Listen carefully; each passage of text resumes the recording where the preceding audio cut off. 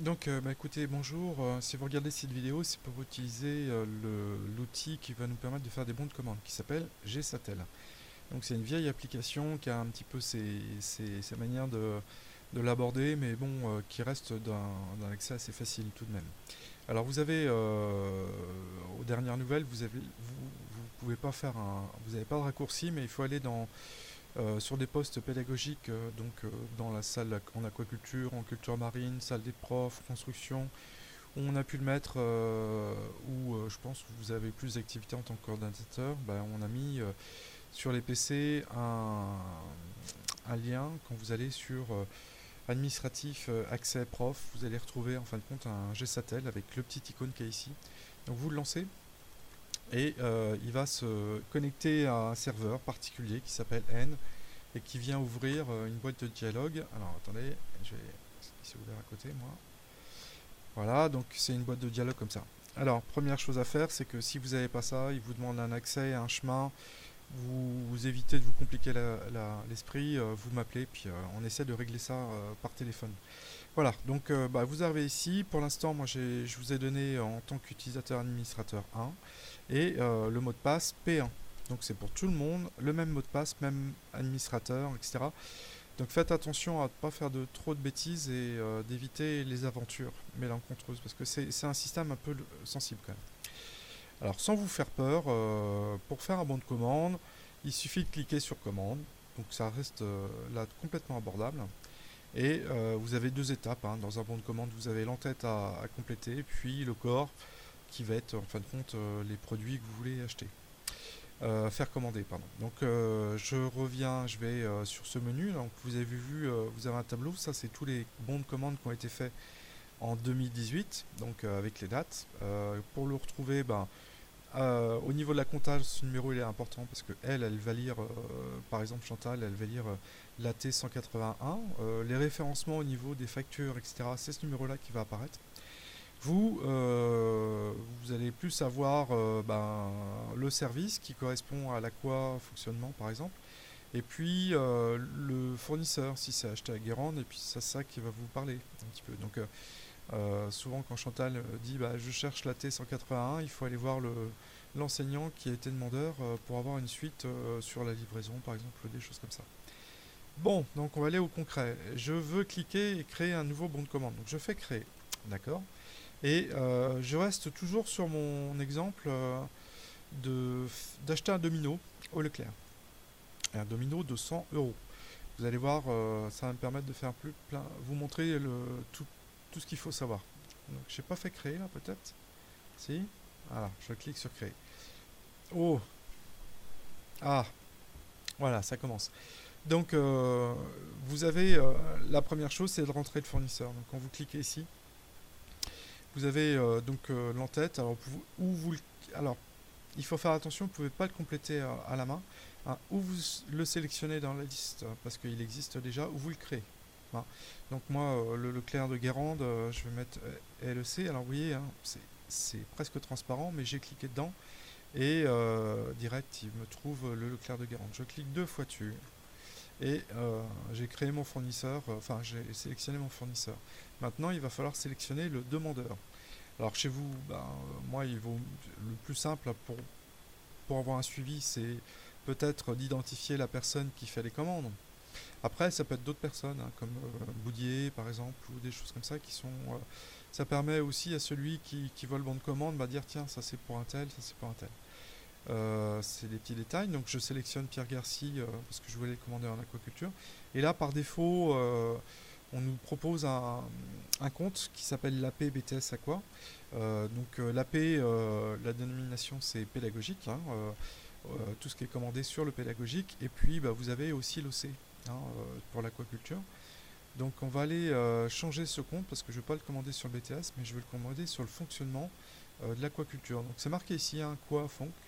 Alors ouais, désolé, c'est des abréviations, ils adorent ça en gestion et on ne peut pas avoir suffisamment de place pour tout écrire. Donc c'est pour ça que vous avez ces abréviations un peu bizarres. Donc à quoi fonctionnement AP. Vous habituerez, vous verrez. Voilà. Donc quand j'ai sélectionné le compte et qui correspond bien à la personne, je fais OK.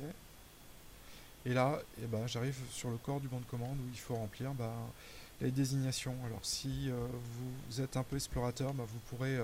pardon. Domino. Voilà. Vous pouvez aussi générer des références qui sont liées à des devis, etc. Mais moi, je m'en sers pas. Voilà.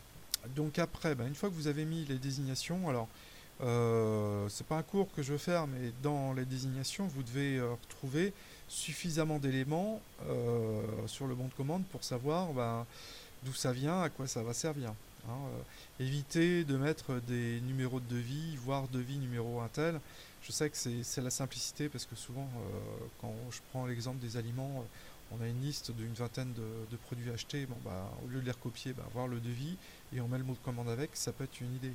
Mais mettez bien le numéro de devis, le référencement, etc. pour que on s'y retrouve tous à un moment donné quand on trouve le bon de commande. Bon, ça c'est du détail. Alors, je commande le domino, donc quantité. Je vais en prendre qu'un seul. Et déjà, il coûte cher celui-là. Alors, un petit détail encore, c'est que je clique à l'extérieur, à gauche de la cellule, et pas à droite. Hein, pourquoi? Parce que il met le point automatiquement. Donc, si j'ai le malheur de cliquer après le point virgule, il va me mettre un dixième, un centième, et ça va forcément fausser les données après. Je m'occupe après de rentrer le prix avant la remise. Donc vous voyez, si je mets 100 € ici, il va bien. Ouais, non, il veut même pas. Si je mets ça comme ça, il va me mettre 10 centimes et puis basta. Il va pas me coûter cher là, le domino. Enfin, c'est plutôt son prix. Donc on va mettre ça. 0,0000. Voilà. Donc là, c'est ce que je voulais faire. Donc, toujours le curseur à gauche, rappelez-vous. Ensuite, vous voyez qu'il a fait un total de 100. 120, c'était pour, si j'ai mis 100 €, c'était justement pour voir le coût de la TVA, comment ça fonctionne. 120, c'est la TVA classique sur les objets, la plupart du temps. Maintenant, vous pouvez avoir aussi, Leclerc, lui, il a tendance à donner des prix TTC, donc sur votre vie, c'est ce que vous aurez. Donc là, vous mettez 0 à la place de TVA. Et il vous supprime le calcul de la TVA, et sur votre bon de commande, vous voyez apparaître 100 € en TTC, aussi bien qu'en hors taxe. Voilà.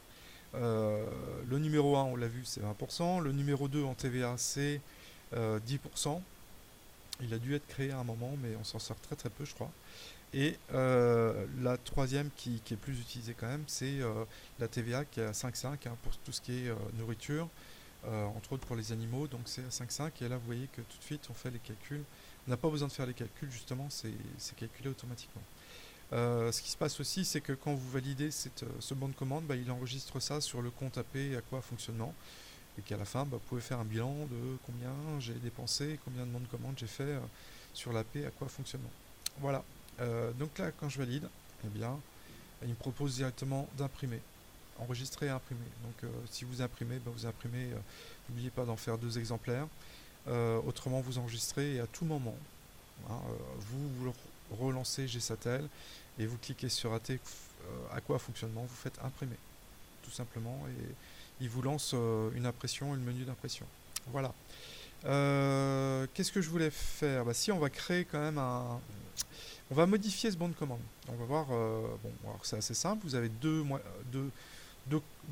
éléments à modifier, c'est ou l'entête, qu'on voit pas ici, ou le corps. Donc le corps, domino, je vais en acheter 2, machin, j'ai oublié le port. Bon, vous avez la main, vous en faites valider, vous changez les sommes. Maintenant, si vous voulez changer les fournisseurs, c'est pareil, ou vous en sélectionnez un, d'accord, et là, pourquoi je vais ici, c'est parce que vous pouvez aussi, à ce moment-là, créer un fournisseur. Alors attention, il y a une subtilité, c'est que lorsque vous créez un fournisseur, vous allez l'appeler lambda, etc. Vous faites valider, vous avez rentré en fin de compte toutes les adresses, mais il manque une adresse qui me semble importante, moi c'est l'adresse mail. Donc quand vous allez sur contact, là, vous pouvez aussi créer un contact avec une adresse mail, ce qui vous permet d'avoir sur le bon de commande une référence pour pouvoir envoyer après le bon de commande une fois c'est signé. Et puis dernière chose, c'est que je ferme là, d'accord, il va me mettre des messages. Oui, donc je supprime. À partir de là, je fais stop. Et là, effectivement, je retombe sur cette page-là. Il faut resélectionner le nouveau fournisseur que j'ai créé. Autrement, ça ne marche pas. Donc, vous voyez, la démarche, c'est que quand vous ne trouvez pas votre fournisseur dans la liste et qu'il n'existe pas, faites créer, vous validez, et après vous relancez une recherche en faisant une recherche avec éventuellement des mots. Alors j'ai dit le Leclerc. Voilà, donc là je reviens. Et vous voyez, en cliquant 2 fois dessus ou valider, ça marche. Donc ça c'est un premier petit détail. Donc j'annule. Pour faire les bandes commandes. Donc vous voyez, je suis pas à ma première vidéo parce que là j'en ai 2 déjà de fait. Alors, je vais supprimer, je vois que j'ai fait deux bandes commandes en même temps, donc la T181, la T182. Je supprime celui-ci. Donc ça, ok, et je vais supprimer aussi.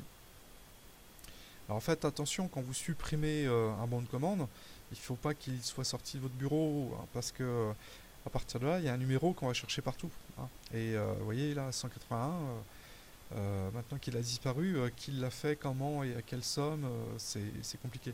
Donc vérifiez bien avant qu'il sorte de votre bureau que vous êtes OK avec le bon de commande. Donc là, j'annule aussi celui-ci. Voilà. Donc ça, c'est les essais. Bon, comme on est au 17 décembre, on va pas refaire des bons de commande supplémentaires, donc vous pouvez faire des essais autant que vous voulez. La bascule se fera qu'au mois de janvier. On ne peut pas le faire autrement et on ne peut pas le faire avant. Parce que lui, il va se rendre compte que si je le fais au mois de décembre, il va dire mais j'ai quand même changé de date en 2000, je suis passé en 2019, vous voulez faire la bascule, et là on dit oui, et il plante encore. Donc il a des subtilités comme ça qui nous ont fait, qui nous ont embêtés à certaines époques. Bon, et puis je sais que Pierre Garcy, par exemple, a posé la question, est-ce qu'on peut faire des bons de commande, des devis, des factures? Oui, en partant de cette icône. Alors déjà, vous voyez la facture qui est ici, hein, et les devis que vous pouvez... alors gestion des devis, alors j'ai fait un essai tout à l'heure pour faire une vidéo en amont, mais donc là, j'irai peut-être très très vite. Hein. Vous voyez, c'était le devis. Donc je peux créer, donc là vous allez voir qui s'incrémente automatiquement. Je sélectionne devis, et là, en sélectionnant devis, il m'ouvre le message comme quoi, quel est le client qui demande un devis, donc je sélectionne. Ouais, donc je fais attention à bien remplir tous les champs. Là, vous voyez qu'il y a certainement des petites erreurs, donc il met des choses pas terribles. Mode de règlement, ça va être au comptant ou pas. Et je fais OK. Ouais, et pas de mode de règlement. On va sélectionner comptant et il va être content. C'est pas un jeu de mots. Hein. Bon, on va revendre mon domino. Voilà. Et connaissant les collègues, ils vont les vendre un petit peu plus cher, ce qui serait logique aussi. Donc 110 € par exemple, et ça fait un devis. Voilà, donc on va voir ce que ça donne en impression, et c'est là où effectivement, comme on s'en sert pas nous, il n'y a rien de configuré de particulier. Après, il faudra qu'on en parle entre nous, et puis vous me proposiez des sujets. Donc je vais l'imprimer, je vais voir ce que ça donne. J'imprime. Bon, alors, quand il veut. Voilà, en gros, c'est tout ce que j'avais à vous montrer. Donc, pour l'impression, je vais mettre PDF Creator.